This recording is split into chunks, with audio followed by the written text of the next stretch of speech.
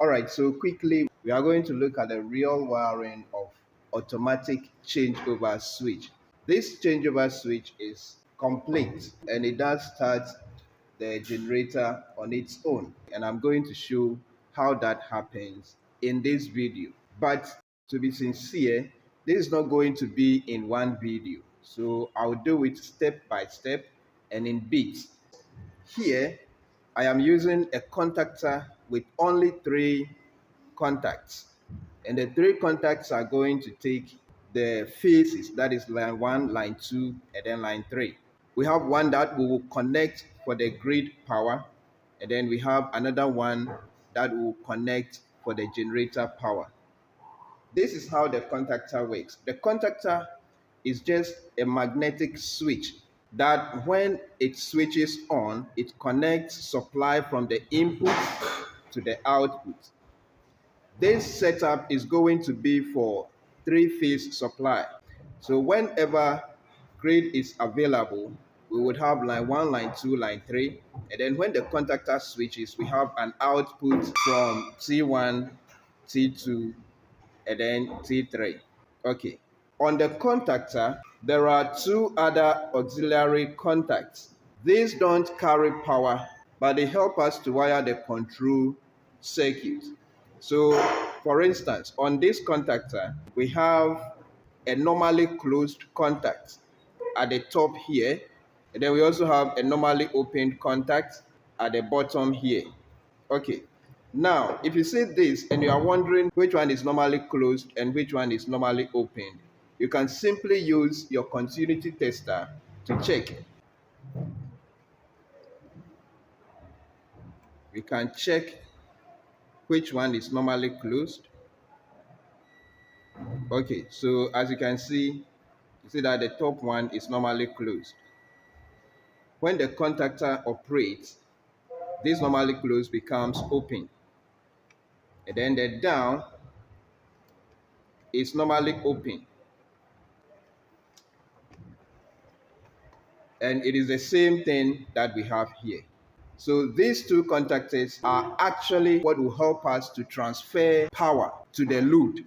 There are other components here, and these components will help us to wire the control circuit. The control circuit is what causes any of these contactors to close to supply power to the load under certain circumstances. Okay, so for simplicity, the control circuit components are separated into 2 groups. So what are these, and then what are they going to do in the control circuit? The system I have here is a 3-phase system. So I have 4 breakers for the control circuit.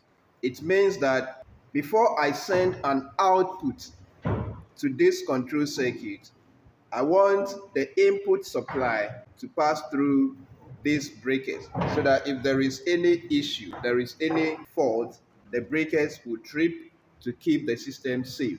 So I have one for line 1, one for line 2, one for line 3, and then one for neutral. Okay, the next component I have here is what we call phase monitor. This phase monitor is a 3-phase phase monitor. So what it simply will do is that it will make sure that none of the 3 phases has any issue, and then it will switch the output to the other components. So here we have an input that will take live 1, live 2, live 3, and then neutral.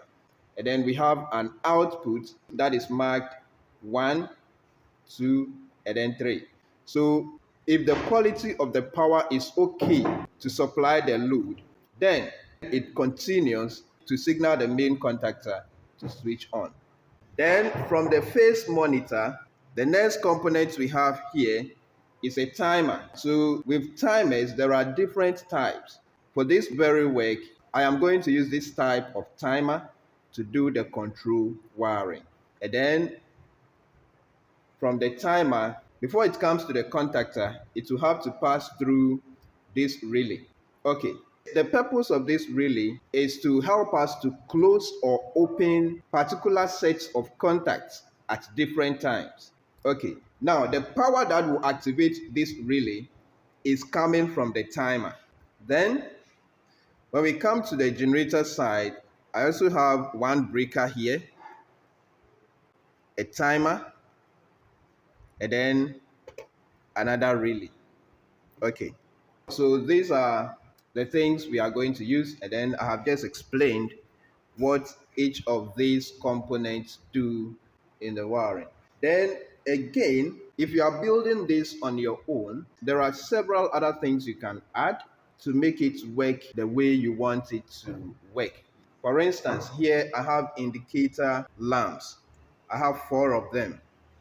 In this particular work, I would want to know which of the 2 supplies is available at a particular time. And then I also want to know if a particular supply is available, but it is not connected to load. There are instances where the main supply could be available, but if the control circuit is faulty, or if there is a problem with the control circuit, there will be no output power. Okay, so at that point, we want to know. So this red light will be wired to tell us if the main supply is available. And then the red one here will tell us if the main supply from the generator is available. Now, this green here will tell us when the main power is available and it is connected to load. And then this green also tells us when the generator supply is available and then it is connected to load. So when main supply is available and it is connected to load, these 2 lights should be on. And then when main supply is available but it is not connected to load, this red should light up and then this green will not light up to tell us that though there is power available from the main supply, the load is not connected.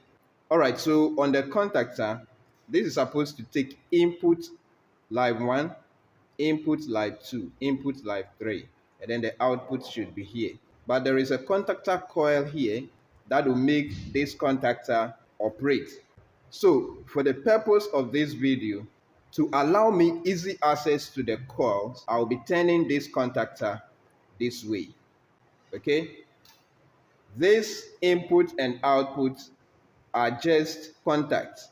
How you turn them actually doesn't matter. So for this video, I'm going to turn them this way. And so the inputs will come through T1, T2, and T3. And then my output will rather go from L1, L2, L3 for the purpose of this tutorial.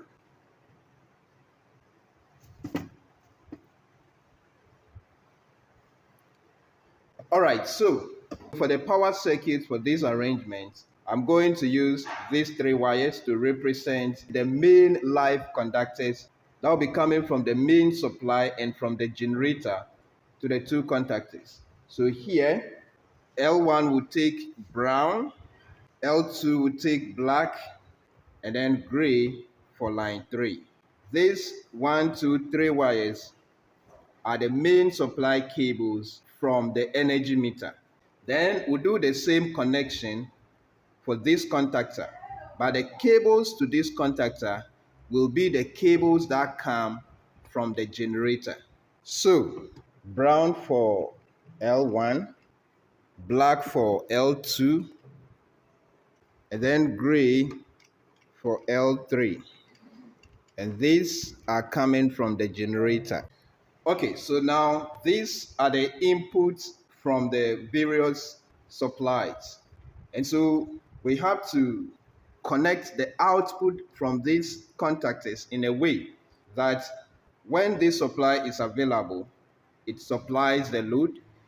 And then when this is off and this is available, it also supplies the load. So basically, what we are going to do is that we will bridge L1 from the main contactor to L1 of the generator contactor. And then we'll also bridge L2 from the main contactor to L2 on the generator contactor. And then we do same for line 3. We take line 1 from main contactor to line 1 on generator contactor.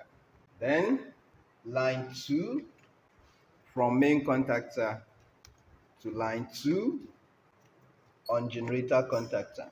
Then again, we loop L3 from main contactor to L3 on generator contactor. That is done. The next thing we are going to do is that we are going to take a common output to the distribution board that will supply the various loads. Brown to brown, black to black, and then gray to gray. This go to our distribution board. Okay. So here, input from main supply, that is grid, input from generator, common output to consumer unit or distribution board. So anytime the main supply is available, it signals the phase monitor through these breakers. Then if the power is okay, it signals the timer, it operates the relay, and then this contactor is activated. Okay, but before this contactor gets activated, we are going to do a few interlocks using both the relay and then the normally closed contacts on the various contactors. So because I'm doing this in series and I don't want to keep one video too long, I'll end this particular one here and then we continue with the wiring of the control circuit in the next video that will be coming up. But before the next practical video on how to wire the control circuit, I'll do a wiring diagram of what I have shown so far before I continue with the next practical section. So in this series, that is what is going to happen. After each practical session, I'll try to use a diagram to explain the actual wiring. All right. Thank you very much for watching. Please don't forget to subscribe in case you have not yet done that. And then if you know someone who would also want to watch this video, kindly do share with them so that they also benefit from it. Thank you very much again. See you in the next video.